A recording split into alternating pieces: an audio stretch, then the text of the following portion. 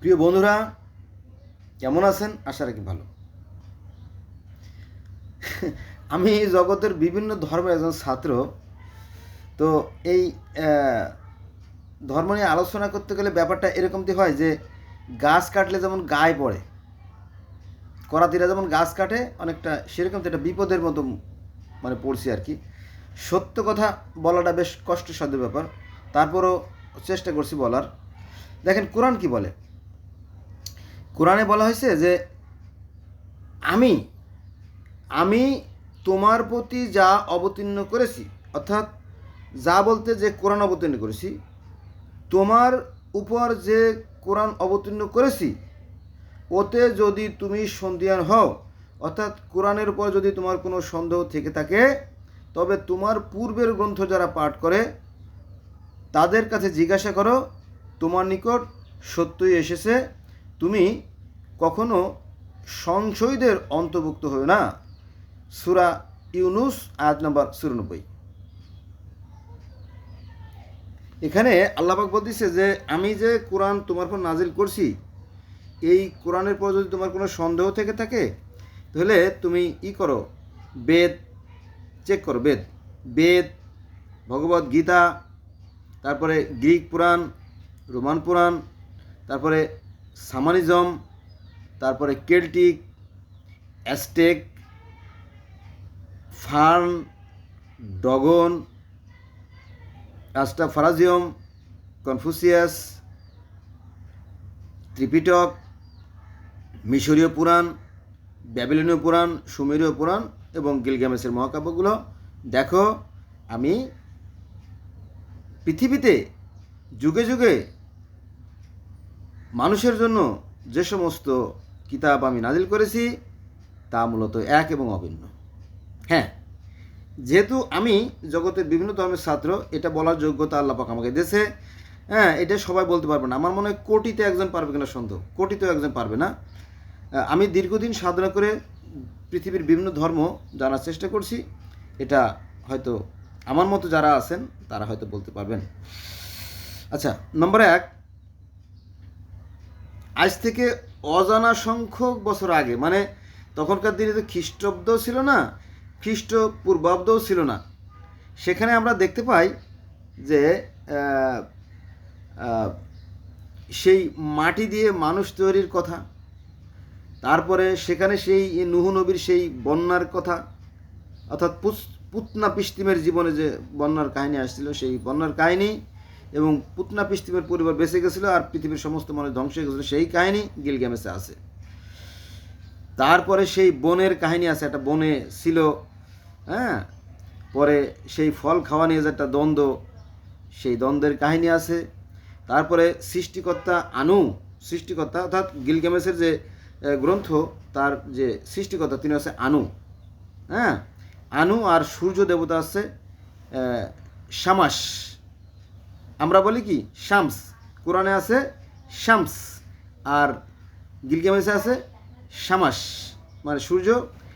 আর এই যে আজকের যে ফিলিস্তিন ইসরায়েল, এখানে যে এর আগে ছিল কেনানাইট ধর্ম, বর্তমানে যে ইহুদি খ্রিস্টান ফিলিস্তিন ইসরায়েল আছে, এদের আগে ছিল কেনানাইট এই জায়গাটার নাম, আর সেখানকার ধর্ম ছিল কেনানাইট। এই জায়গার নাম ছিল কেনানাইট আর ধর্মের নাম আছে কেনানাইট ধর্ম। বারবার বলতেছি, মাইন্ড করেন না। তো এখানে আবার একটা গোত্র ছিল, তারা ছিল জেবুসাইট। তো জেবুসাইটটা যে সূর্যের পূজা করতো তাকে বলতো কি সালেম। সালেম মানেও সূর্য, সান মানেও সূর্য, শামাস মানেও সূর্যে। হ্যাঁ, আবার কি জানি বললাম, সালে মানে সূর্য, তারপরে রা মানে সূর্য, মিত্রাই মানে সূর্য। আর এই ভারতবর্ষে সূর্য বংশই আছে, তারা বলে আমরা সূর্য বংশের মানুষ, অর্থাৎ সেই ঈশ্বর থেকে প্রথম সৃষ্ট জাত মানুষ আমরা, ঠিক আছে। তারপরে কাওয়াস মানেও সূর্য, হ্যাঁ, এভাবে মিত্রা মানেও সূর্য। একই কথা এক একটা ধর্মে এক একভাবে ব্যাখ্যা বিশ্লেষণ করার ফলে এটা এমনই জটিল এবং কুটিল হয়ে গেছে যে দুর্বোধ্য হয়ে গেছে, যা আমরা বুঝতে পারি না। বোঝা গেছে বিষয়টা, এটা আর কি। তাহলে আমরা গিলগামেশের যে কাহিনী দেখলাম, সেখানেও সেই আনুর নির্দেশে দেবী আরুরু কী করলো, মাটি দিয়ে মানুষ তৈরি করলো, তারপর সেই বন্যার কাহিনী, তারপর সেই ফল নিয়ে দ্বন্দ্বের কাহিনী, যুদ্ধে যে দ্বন্দ্ব হয়েছিল, মানে এখানে গিলগামেশের মহাকাব্যে আপনার গিলগামেশ অর্থাৎ সেই গিলগামেশের নায়ক গিলগামেশ আর তার বন্ধু ছিল এনকেদু। এনকেদু একটা গরুকে হত্যা করে এবং বনের রাজা হোমবাবাকে হত্যা করে। হ্যাঁ, তাই নিয়ে বিরাট যুদ্ধ, দেবতাদের সাথে মানে মানুষের যে যুদ্ধ, গিলগামেশের যুদ্ধ, সেই কাহিনী আছে। যেমন কোরআন শরীফে আছে আপনার আজরাইল আজাজিলের সাথে অন্যান্য ফেরেশতা এবং আল্লাহর সাথে আজাজিলের তর্ক বিতর্ক, অথবা আদম হাওয়ার সাথে আল্লাহ তর্ক বিতর্ক, অথবা আদমের সাথে হাওয়ার তর্ক বিতর্ক, এই ধরনের ছোট ছোট বড় বড় অনেকগুলো দ্বন্দ্বের কাহিনী আছে, ঝগড়ার কাহিনী আছে।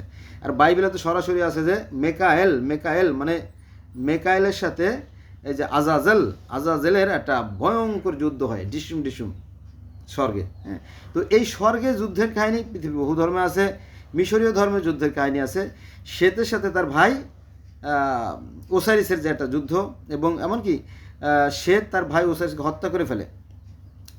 হত্যা করার ফলে তারপরে ওসাইরিসের স্ত্রী ছিল আইসিস, তিনি আবার এটা মাইন্ড করে যে না না, আমার স্বামী তো নিরপরাধ, কোনো অন্যায় করে নাই। তখন ঈশ্বরের কাছে একদম সরাসরি ঈশ্বরের কাছে নালিশ করে দেয়। ঈশ্বরের কাছে নালিশ করে দিলে ঈশ্বর বলল যে এই সবাই বসো তো, একটু আমরা আলোচনা করি। তখন তার যে মিটিং, মানে তার যে ফেরেশতা বা দেবতা বা অবতার, মানে সনাতনধর্মীরা যাকে বলে দেবতা অবতার, আমরা মুসলমানরা তাকে বলি কি নবী রাসূল, আর ওরা বলে ও দেবতা, মিশরীয় দেবতা বলে। তখন সবাইকে নিয়ে মিটিং করে, মিটিং করার পরে দেখা গেল যে ওসাইরিস নির্দোষ, তার ভাই ওই যে ক্ষমতার লোভে তাকে হত্যা করছে। তখন সেই ওসাইরিসকে আবার প্রাণ ফিরিয়ে দেওয়া হয়, জীবিত করা হয়, এরকম কাহিনী আছে। সেই ভাইয়ের সাথে ভাইয়ের যুদ্ধ। হ্যাঁ, তারপরে যিনি স্বর্গের যিনি সৃষ্টিকর্তা, যিনি স্বর্গ, মর্ত্য, পৃথিবী, ভূতল সব সৃষ্টি করছেন, আনু দেবতা আনু বা রা বা আটুম, অনেক অনেক নাম। তো সে কী করলো, সে ওই দেবী শ্বেত শুটকে বলল যে তুমি কুমারের কাদার মাটি দিয়ে মানুষ তৈরি করো। তুমি প্রথম মানব এবং প্রথম মানবী তেপনাথ। বোঝা গেছে? এখানে কোনটা রেখেছে, কোনটা বলবো আমি নিজে বুঝতে পারি না। সেটা হচ্ছে যে মিশরীয় ধর্মের প্রথম মানব হল এবং তেপনাথ। তারপরে আপনার চীনের যে ধর্মগুলো আছে সেখানে প্রথম মানব আছে টিঙ্কু মামা। টিঙ্কু, অনেকের নাম কিন্তু টিঙ্কু আছে, আমাদের মুসলমানদের মধ্যে টিঙ্কু আছে নাম। তো প্রথম মানব আছে টিঙ্কু। আর সনাতন ধর্মের প্রথম মানব আছে মনুষ্যধর্মা, তাই না? আর ইহুদি ও খ্রিস্টান ধর্মের প্রথম মানবী কি আবেল কয়েন, অ্যাডাম হবা, তাই না? এই আর কি, প্রত্যেকটা ধর্মে এক জোড়া করে মানুষ আছে, এক জোড়া করে মহামানব আছে, প্রথম মানব আছে, তাই না? তো ওই একই মানুষকে একটা ধর্মের মানুষ এক এক নামে হয়তো নাম ডাকছে, এই আলাদা হয়ে গেছে, আর কিছু না, একই কাহিনী। আচ্ছা, এবার মূল কথা আসি। মাটি দিয়ে মানুষ তৈরি কাহিনী তাওরাতেও আছে, জব্বুরেও আছে, বাইবেলেও আছে, ইনজিলেও আছে, কোরআনেও সে মাটি দিয়ে মানুষ কথা বলা আছে। এমনকি গ্রিক ধর্মে, রোমান ধর্মে, হ্যাঁ, তারপরে আপনার ওদিকে পার্সি ধর্মে, হ্যাঁ, অন্যান্য ধর্মেও একই কথা বলা আছে। মাটির সারাংশ দিয়ে মানুষ তৈরি, আবার মাটির দেহ যদি সারাংশ দিয়ে না তৈরি হতো তাহলে মাটিতে মিশতো না, আলাদা থাকতো, তাই না? আবার মাটির সাথে মিশে যাবে। প্রকৃতি তার কুদরতি হাত দ্বারা, অদৃশ্য হাত দ্বারা সৃষ্টি করেন। আমরা পৃথিবীর এই যে 800 কোটি মানুষ বা 900 কোটি মানুষ বর্তমানে আছি, শুধু এই মানুষগুলোই না, পৃথিবীতে যত মাছ আছে, পৃথিবীতে যত গাছ আছে, যত চন্দ্র সূর্য গ্রহ নক্ষত্র আছে, সব দিন রাত সবই সেই একজনেরই সৃষ্টি। বোঝা গেছে? একজনের সৃষ্টি কেন বললেন? কারণ দুইজন ক্ষুধা পৃথিবীর কোথাও নাই। তবে ধর্ম ব্যবসায়ী যারা, এরা মিথ্যে কথা বলে।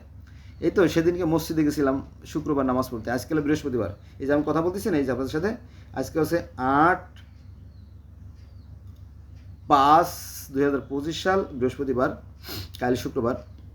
এর আগের দিন যখন আমি শুক্রবার নামাজ পড়তে গেছি তখন দেখলাম, মানে আগের দিনের আগে, তো ইমাম সাহেবের মতো লোক উনি মেম্বারে বসে মিথ্যা কথা বলতেছে। আল্লাহ তুমি ক্ষমা করো, এদের ভয়ঙ্কর কঠিন অবস্থা হবে।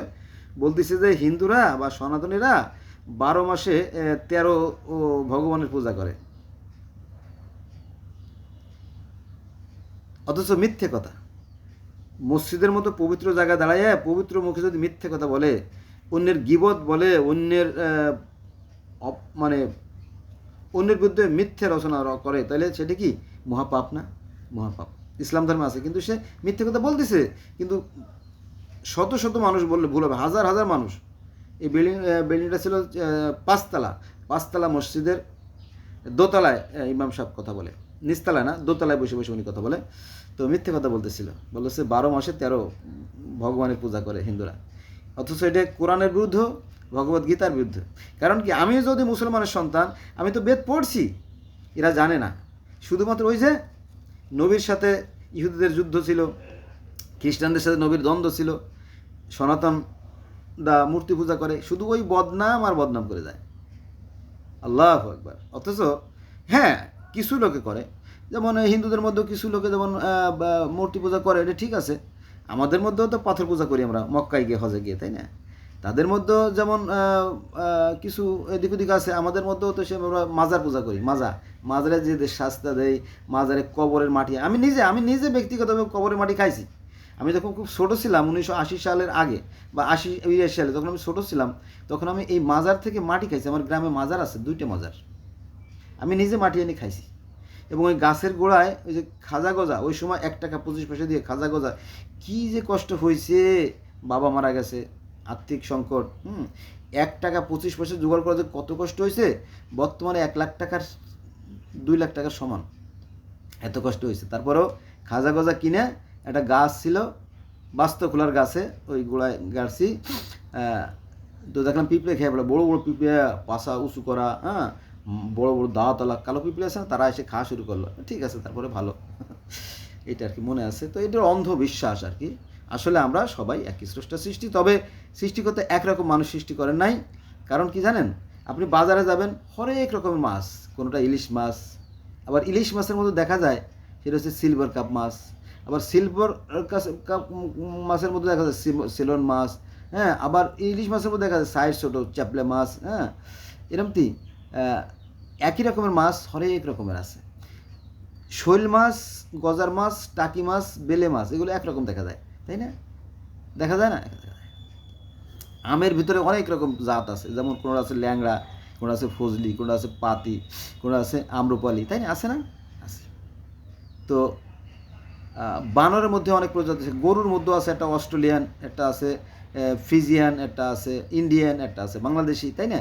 হরেক রকমের। তো মানুষের মধ্যে সৃষ্টিকর্তা কেন বিভিন্ন জাত সৃষ্টি করবে না? একই মানুষ, তবে বিভিন্ন রকমের মানুষ তিনি সৃষ্টি করছেন, তাই না? অর্থাৎ এ নিয়ে তো সংঘাত করার কিছু নাই, এবং কোরআন তো সংঘাত করতে বলতেও না। কিন্তু কিছু ব্যবসায়ীরা আছে যারা এটাকে উল্টোপাল্টা করে মানুষের মধ্যে বিভেদ সৃষ্টি করে, তাদের জন্য ভয়ঙ্কর পরিণত, সে ব্যাপারে কোনো সন্দেহ নাই। আচ্ছা, মূল কথা আসি। এবার আসেন গ্রিক ধর্ম, রোমান ধর্ম, অনেকগুলো ধর্ম তো একসাথে আলোচনা করা যায় না, তারপরেও আমি করতেছি। যে সেখানে বলা হয়েছে যে যিনি সৃষ্টিকর্তা, যিনি অল ইন অল, যিনি অলমাইটি ক্রিয়েটর, তিনি হচ্ছে কাওয়াস। এই কাওয়াস কী করলেন? দেবতাদের সৃষ্টি করলেন, অর্থাৎ এই যে 12 জন দেবতা, টাইটান, তাই না, অলিম্পিয়ান, যাই বলেন, তার মধ্যে যে জিউস, এই জিউস প্রমিথিউসকে বলে, হে প্রমিথিউস, বলো জি হুজুর, বলেন যে তুমি কাদা দিয়ে মানুষ তৈরি করো। তখন কাদা দিয়ে মানুষ তৈরি করা হয়ে গেল, তখন বলো যে আমার তো মাটি দিয়ে মানুষ তৈরি করা হয়ে গেছে, কি করবো এখন? বলো রাখো, একটু অপেক্ষা করো, আমি কাজ করতেছি। তখন জিউস আবার জ্ঞানের দেবী এথেনাকে বললো, এথেনা কোথায় তুমি? বলো জি হুজুর, এই যে আমি। বলো যে ভগবান, এই যে আমি। বলো যে ই করো, তুমি একটু মরতে গিয়ে ওই যে প্রমিথিউস যে মানুষ তৈরি করেছে, ওর ভিতরে প্রাণ সঞ্চার করো। তিনি তার ভিতরে ফুঁক দিয়ে প্রাণ সঞ্চার করে দিলেন। আবার আমরা যদি বেদ পড়ি, বেদ, যেহেতু আমি জগতের বিভিন্ন ধর্মের ছাত্র, আমরা যদি বেদ পড়ি, তো সেখানে একই কথা, পরমেশ্বর ভগবান তিনি কি করলেন? তিনি ছিল এক এবং অদ্বিতীয়, তিনি হলো পরমেশ্বর বলতে বিরাট। তিনি চিন্তা করলেন যে আমি এক থেকে একাধিক হব, আমি বহু হব, এই কথা বলা আছে। তিনি পরে কি করলেন? প্রথমে হস্ত, পদ, কর্ণ, নাসিকা, গৃহা, জিহ্বা, ত্বক, মানে যা যা দরকার দেহের সমস্ত অঙ্গ প্রত্যঙ্গ নিজেই তৈরি করলেন, কুদরতি হাত দ্বারা, অদৃশ্য হাত দ্বারা তিনি সৃষ্টি করার পরে ভিতরে আত্মারূপে প্রবেশ করলেন। তিনি আত্মারূপে প্রবেশ করলেন, আর কোরআনে আছে আদমকে তৈরি করে তার ভিতরে তিনি প্রবেশ করালেন। একই তো কথা রে বাবা। আবার কোরআনে অন্য আয়াতে আছে যে তিনি আদি, তিনি অন্ত, তিনি যুগপৎ, তিনি সাকার, তিনি নিরাকার, অর্থাৎ তিনি আল জাহের আল বাতেন। আমি এই কথাটা বারবার বলি, আল জাহের আল বাতেন, এই কথাটা নিয়ে আমার ব্যঙ্গ করে আমারই স্বজাতির ভাইরা, মাথা মোটা জাতি, এরা ধ্বংস হয়ে যাবে, চিরতরে ধ্বংস হয়ে যাবে, এদের এহকালও যাবে, পরকালও যাবে। কিন্তু এরা কোরআন বিরোধী কথা বলে, এরা কোরআন পড়ে কিন্তু কোরআন বিরোধী কথা বলে। আমি আবার বলি, কোরআনে কি বলা আছে? কোরআনে কিন্তু এমন কথা নাই। কোরআনে বলা হয়েছে, হে মুহাম্মদ, আল্লাহ বলতেছে, হে মুহাম্মদ, আমি তোমার প্রতি যে কোরআন অবতীর্ণ করেছি, অর্থাৎ যা অবতীর্ণ করেছি, ওতে যদি তুমি সন্দিহান হয়ে থাকো, অর্থাৎ কোরআনের প্রতি তোমার কোনো সন্দেহ থেকে থাকে, তবে তোমার পূর্বের গ্রন্থ যারা পাঠ করে, পূর্বের গ্রন্থ যারা পাঠ করে তাদের জিজ্ঞাসা করো, তোমার নিকট সত্য এসেছে, তুমি কখনো এই সংশয়ীদের অন্তর্ভুক্ত হও না। অর্থাৎ কোরআনে যা আছে পূর্ববর্তী গ্রন্থসমূহে তাই আছে। এর মধ্যে আরও অসংখ্য আয়াত আছে, আমি কি বলবো এখন? সূরা আল ইমরান 84 নম্বর আয়াত, তাই না? সূরা আল বাকারার 136 নম্বর আয়াত, বলবো আরও? তো হ্যাঁ, ওই যে সূরা তওবার 5 নম্বর আয়াতে বা অন্যান্য কিছু আয়াতে আছে কুপাকুপির কথা, কুপাকুপি খুনোখুনির কথা বলা আছে, এটা আমি জানি। এখন ওই কথাগুলো আসছে আপনার ওইখানে যুদ্ধ প্রসঙ্গে, যুদ্ধর কাহিনী প্রসঙ্গে, যাক কিছুটা ছাড় দেওয়া যায়, কিন্তু এই নিয়ে আপনি সারা জীবন মারামারি করবেন, কুপাকুপি করবেন, এইটা তো কোরআন বলে নাই। কোরআনে ভালো কথাও আছে, মন্দ কথা আছে।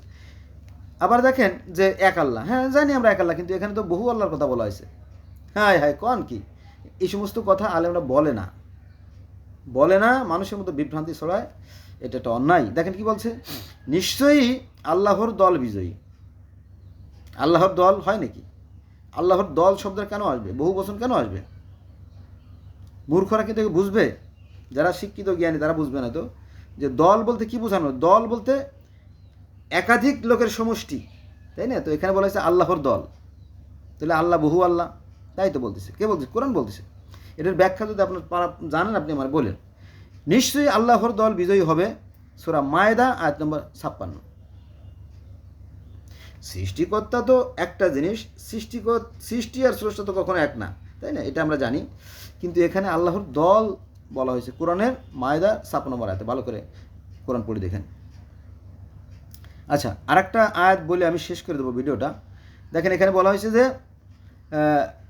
আল্লাহ বলতেছে, প্রত্যেক জাতির জন্য আছে একজন করে রাসূল, প্রত্যেক জাতির জন্য আছে একজন করে রাসূল, এবং যখন ওদের রাসূল এসেছে তখন ন্যায় বিচারের সাথে তাদের মীমাংসা হয়েছে, ওরা অবিবেচিত হয়নি। সূরা ইউনূস আয়াত নম্বর 47। হ্যাঁ ঠিকই তো, প্রত্যেকটা মহামানব তো হ্যাঁ নিরপেক্ষভাবে সততার সাথে, হ্যাঁ ন্যায়নিষ্ঠার সাথে মীমাংসা করেছেন, কোনো অবিচার করা হয়নি।